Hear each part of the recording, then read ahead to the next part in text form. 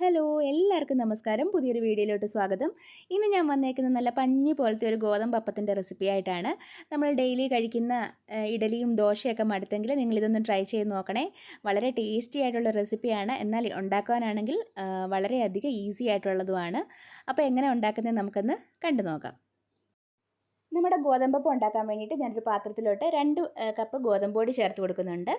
ഇനി വേണ്ടുന്നത് തേങ്ങ ചിരകിയതാണ്. ഞാൻ ഗോതമ്പ് പൊടി എടുത്ത സെയിം കപ്പിൽ തന്നെ 1 കപ്പ് തേങ്ങ ചിരകിയത് കൂടെ ചേർത്ത് കൊടുക്കുകയാണ്. ഇനി വേണ്ടുന്നത് ചോറാണ്. ഞാൻ ആ ഗോതമ്പ് പൊടി എടുത്ത സെയിം കപ്പിൽ തന്നെ 1 കപ്പ് ചോറും കൂടെ ചേർത്ത് കൊടുക്കുകയാണ്.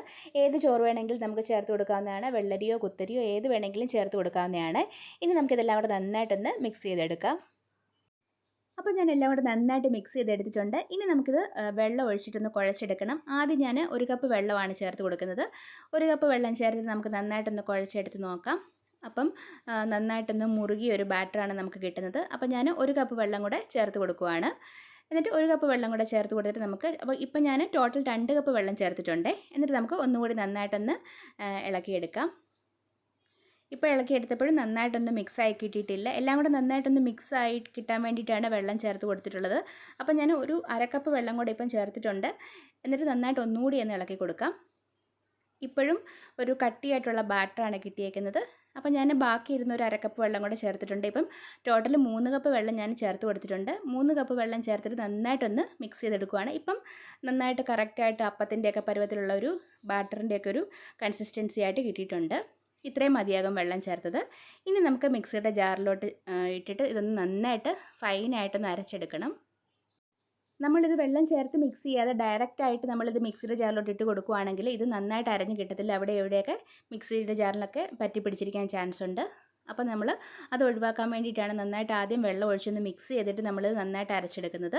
അപ്പോൾ ഞാൻ 2 ബാച്ചായിട്ടാണ് അരച്ചെടുത്തിട്ടുള്ളത്. 2 ബാച്ചായിട്ട് മിക്സിയുടെ ജാറിലിട്ട് നല്ല ഫൈനായിട്ട് ഞാനൊന്ന് അരച്ചെടുത്തിട്ടുണ്ട്. എന്നിട്ട് വേറൊരു പാത്രത്തിലോട്ട് ഞാനതൊന്ന് ഒഴിച്ച് വെച്ചിട്ടുണ്ട്. ഇനി നമുക്ക് നമ്മുടെ ബാറ്റർ നന്നായിട്ട് കൈവച്ച് നന്നായിട്ട് ഇതുപോലെ ഒന്ന് മിക്സ് ചെയ്യണം. തവിയൊന്നും ഉപയോഗിക്കാതെ കൈകൊണ്ട് തന്നെ ഇതുപോലെ മിക്സ് ചെയ്തെടുക്കാൻ പ്രത്യേകം ശ്രദ്ധിക്കണേ. നമ്മുടെ ബാറ്റർ നന്നായിട്ട് പുളിച്ച് പൊന്തി വരാൻ വേണ്ടിയിട്ട് ഹെൽപ്ഫുൾ ആയിട്ടുള്ള വളരെ ഇമ്പോർട്ടൻ്റ് ആയിട്ടുള്ള ഒരു സ്റ്റെപ്പാണിത്. അപ്പോൾ ആരും ഇത് സ്കിപ്പ് ചെയ്യില്ല. നമ്മുടെ കൈവച്ച് തന്നെ നന്നായിട്ട് ഇതൊന്ന് മിക്സ് ചെയ്തെടുക്കാൻ പ്രത്യേകം ശ്രദ്ധിക്കണം. ഇത് രാവിലെ ബ്രേക്ക്ഫാസ്റ്റിനുള്ള മാവാണ്. അപ്പോൾ ഞാൻ നന്നായിട്ട് മിക്സ് ചെയ്തിട്ട് ഒന്ന് ഓവർനൈറ്റ് ഫെർമെൻ്റ് ആവാൻ വേണ്ടിയിട്ട് വെക്കുന്നുണ്ട്. രാവിലെ മൂടിയൊന്ന് തുറന്ന് നോക്കിയപ്പോൾ ഒരുപാട് അങ്ങ് പുളിച്ചു പൊന്തി വന്നിട്ടില്ലെങ്കിലും അത്യാവശ്യം ഫെർമെൻ്റായി കിട്ടിയിട്ടുണ്ട്. നന്നായിട്ട് കൊമളകളൊക്കെ വന്നിട്ടുണ്ട്. നല്ല തണുപ്പുള്ള കാലാവസ്ഥയായിട്ടായിരിക്കും ഒരുപാടങ്ങ് ഫെർമെൻ്റായി കിട്ടാഞ്ഞത്. എന്നാലും കുഴപ്പമില്ല. ഇനി നമുക്കിതിലോട്ട് ആവശ്യത്തിന് ഉപ്പ് ചേർത്ത് കൊടുക്കാം. പിന്നെ വേണ്ടുന്നത് പഞ്ചസാരയാണ്. ഞാൻ 1 ടീസ്പൂൺ പഞ്ചസാര കൂടി ചേർത്ത് കൊടുത്തിട്ടുണ്ട്. പഞ്ചസാര തികച്ചും ഓപ്ഷണലാണ്. വേണമെങ്കിൽ മാത്രം ചേർത്ത് കൊടുത്താൽ മതി. പക്ഷേ പഞ്ചസാര ചേർക്കുകയാണെങ്കിൽ അപ്പത്തിന് പ്രത്യേക ഒരു ടേസ്റ്റാണ്. നമ്മൾക്ക് വേറെ കറികളൊന്നും ഇല്ലെങ്കിൽ തന്നെ അത് കഴിക്കാൻ നല്ല ടേസ്റ്റാണ്. അപ്പോൾ നമ്മുടെ മാവിൻ്റെ കൺസിസ്റ്റൻസി ഇതുപോലെ അധികം ലൂസും ഒരുപാട് ടൈറ്റും ആവാത്ത ഒരു കൺസിസ്റ്റൻസിയാണ് നമുക്ക് വേണ്ടുന്നത്. ഇനി ഒരു ചൂടായിട്ടുള്ള ഒരു തവയിലോട്ട് നമുക്ക് മാവ് ഒഴിച്ചു കൊടുക്കാം. ഞാനൊരു 1.5 തവി മാവാണ് ഒഴിച്ചു കൊടുത്തിട്ടുള്ളത്. മാവ് ഒഴിച്ചു കൊടുത്തതിന് ശേഷം നമ്മൾ തവി കൊണ്ട് പരത്താനൊന്നും പാടില്ല. നമ്മളിത് ഇതുപോലെ പാൻ എടുത്തിട്ട് ജസ്റ്റ് ഒന്ന് വട്ടം ചുറ്റിച്ചിട്ട് കൊടുക്കാനേ പാടുള്ളൂ. അപ്പം ഇതുപോലെ ഇങ്ങനെ ചെറുതായിട്ട് കൊമളകളൊക്കെ വന്ന് തുടങ്ങുന്നുണ്ട്. ഒരു 10-30 സെക്കൻഡ് കഴിയുമ്പോൾ ഇതുപോലെ കൊമളകൾ വന്ന് തുടങ്ങും. എന്നിട്ട് നമുക്കിതൊന്ന് അടച്ചു വെച്ചിട്ട് കുക്ക് ചെയ്യണം. ഒരു 30 സെക്കൻഡും കൂടെ നമ്മളിതൊന്ന് അടച്ചു വെച്ച് കുക്ക് ചെയ്താൽ മതിയാകും. 30 സെക്കൻഡ് കഴിയുമ്പോഴത്തേക്ക് നമ്മുടെ അപ്പം ഇവിടെ റെഡിയാണ്. ഇത് തിരിച്ചിടുകയൊന്നും വേണ്ട. ഓൾറെഡി നല്ലതായിട്ട് കുക്കായിട്ടുള്ള അപ്പമാണ്. അപ്പോൾ നമ്മുടെ ഗോതമ്പ് പഞ്ഞിയപ്പം ഇവിടെ റെഡി ആയിട്ടുണ്ട്. എല്ലാ ദിവസവും കഴിക്കുന്ന ഇഡലിയും ദോശയൊക്കെ ഒന്ന് ഒരു ദിവസത്തേക്ക് സ്കിപ്പ് ചെയ്തിട്ട് നമുക്ക് വല്ലപ്പോഴും ഒക്കെ നമ്മുടെ ഗോതമ്പ് അപ്പം ഒന്ന് ട്രൈ ചെയ്ത് നോക്കാവുന്നതാണ്. ഒരു വെറൈറ്റി ആയിട്ടുള്ള എല്ലാവർക്കും ഇഷ്ടപ്പെടുന്ന റെസിപ്പിയാണ്. അപ്പോൾ ഇതിൻ്റെ കൂടെ കഴിക്കാൻ വേണ്ടിയിട്ട് നമുക്ക് പെട്ടെന്നൊരു കുക്കർ മുട്ടക്കറിയും കൂടെ ഉണ്ടാക്കാം. വെറും 10 മിനിറ്റിൽ നമുക്ക് മുട്ടക്കറി ഉണ്ടാക്കി എടുക്കാവുന്നതാണ്. മുട്ടക്കറി ഉണ്ടാക്കാനായിട്ട് ചൂടായിട്ടുള്ള തവയിലോട്ട് നമുക്ക് 2 ടേബിൾ സ്പൂൺ വെളിച്ചെണ്ണ ചേർത്ത് കൊടുക്കാം. പിന്നെ വേണ്ടുന്നത് സവാളയാണ്. 2 സവാള നീളത്തിൽ അരിഞ്ഞിട്ടാണ് ചേർത്ത് കൊടുത്തിട്ടുള്ളത്. പിന്നെ പൊടിയായിട്ട് അരിഞ്ഞ ഇഞ്ചിയും വെളുത്തുള്ളി ഓരോ ടേബിൾ സ്പൂൺ വീതം ചേർത്ത് കൊടുത്തിട്ടുണ്ട്. പിന്നെ ഞാൻ കുറച്ച് കറിവേപ്പിലയും പച്ചമുളകുമാണ് ചേർത്ത് കൊടുത്തിട്ടുള്ളത്. പച്ചമുളക് ഒരു 2 എണ്ണം നെടുകെ കീറിയിട്ടാണ് ചേർത്ത് കൊടുക്കുന്നത്. എല്ലാം കൂടെ ഒന്ന് ജസ്റ്റ് ഒന്ന് മിക്സ് ചെയ്തിട്ട് നമുക്ക് കുറച്ച് വെള്ളം ചേർത്ത് കൊടുക്കുക. അടിയിലൊന്നും പിടിക്കാതിരിക്കാൻ വേണ്ടിയിട്ടാണ് കുറച്ച് വെള്ളം ചേർക്കുന്നത്. ഒരു 1/4 കപ്പ് വെള്ളം ചേർത്ത് കൊടുക്കുകയാണ്. എന്നിട്ട് നമുക്ക് കുക്കർ അടച്ചു വെച്ചിട്ട് ഒരു 2 വിസിൽ വരുന്നിടം വരെ നമുക്കൊന്ന് വെയിറ്റ് ചെയ്യാം. ഇപ്പം 2 വിസിലൊക്കെ വന്നിട്ടുണ്ട്. നമുക്ക് ഫ്ലെയിം ഓഫ് ചെയ്യാം. കുക്കറിൻ്റെ ആവിയൊക്കെ പോകുന്ന സമയത്തിൽ നമുക്ക് പെട്ടെന്നൊരു തേങ്ങ അരപ്പ് തയ്യാറാക്കാം. അതിന് വേണ്ടിയിട്ട് ഞാനൊരു 1/2 കപ്പ് തേങ്ങ ഒരു മിക്സിയുടെ ചെറിയ ജാറിലോട്ട് ചേർത്ത് കൊടുക്കുന്നുണ്ട്. കൂടെ തന്നെ വേണ്ടുന്നത് 1 ടീസ്പൂൺ പെരുംജീരകമാണ്. അതും കൂടെ ചേർത്തിട്ട് നമുക്ക് കുറച്ച് വെള്ളം ചേർത്തിട്ട് നമുക്കിതൊന്ന് നന്നായിട്ടൊന്ന് ഫൈനായിട്ടൊന്ന് അരച്ചെടുക്കണം. അപ്പോൾ ഞാൻ മിക്സിയുടെ ജാറിൽ തേങ്ങയും ജീരകവും ഇട്ടിട്ട് നന്നായിട്ടൊന്ന് അരച്ചെടുത്തിട്ട് വരാം. ഇപ്പോൾ തന്നെ നമ്മുടെ കുക്കറിലെ ആവിയൊക്കെ പോയിട്ടുണ്ട്. നമുക്ക് മൂടി ഒന്ന് തുറന്ന് നോക്കാം. നമ്മുടെ സവാളയൊക്കെ നന്നായിട്ട് വഴണ്ടി കിട്ടിയിട്ടുണ്ട്. ഒരു 5 മിനിറ്റ് മാത്രമേ എടുത്തിട്ടുള്ളൂ. പെട്ടെന്ന് തന്നെ സവാള വഴണ്ടി കിട്ടിയിട്ടുണ്ട്. ഇനി നമുക്കിതിലോട്ട് ബാക്കി എന്തൊക്കെയാണ് വേണ്ടതെന്ന് നോക്കാം. അപ്പം വഴണ്ടി കിട്ടിയ സവാളയിലോട്ട് ഞാൻ ആവശ്യത്തിന് മഞ്ഞൾപ്പൊടിയും ഉപ്പും ചേർത്ത് കൊടുക്കുന്നുണ്ട്. ഇനി നമുക്ക് വേണ്ടുന്നത് കാശ്മീരി മുളക് പൊടിയാണ്. 1 ടീസ്പൂൺ കാശ്മീരി മുളക് പൊടിയും 1 ടീസ്പൂൺ മല്ലിപ്പൊടിയും കൂടെ നമുക്ക് ചേർത്ത് കൊടുക്കാം. മുളക് പൊടി മല്ലിപ്പൊടിയൊക്കെ ചേർത്തതിന് ശേഷം നമുക്കിനി വേണ്ടുന്നത് കുരുമുളക് പൊടിയാണ്. ഒരു 1/4 ടീസ്പൂൺ കുരുമുളക് പൊടിയാണ് ചേർത്ത് കൊടുക്കുന്നത്. പിന്നെ വേണ്ടുന്നത് ഗരം മസാലയാണ്. അത് ഞാൻ 1/4 ടീസ്പൂണാണ് ചേർത്ത് കൊടുക്കുന്നത്.